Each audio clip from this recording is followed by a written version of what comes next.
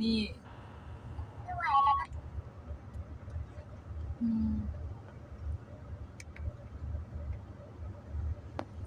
อืม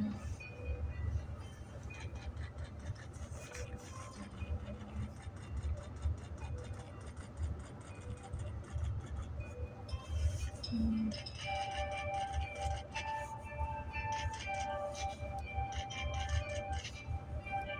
อาย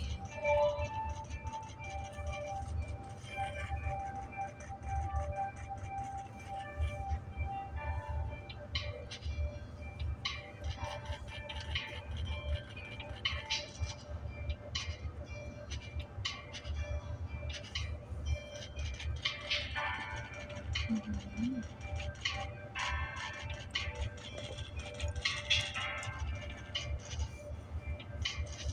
แล้วคนก็เลยไม่ค่อยไป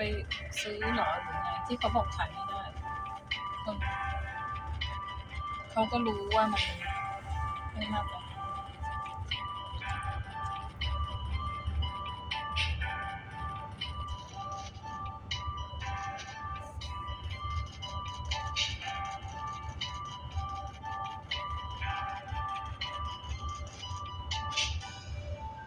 อืม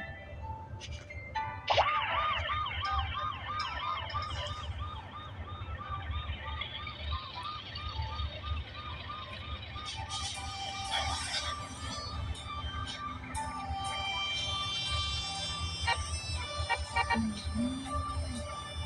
อืม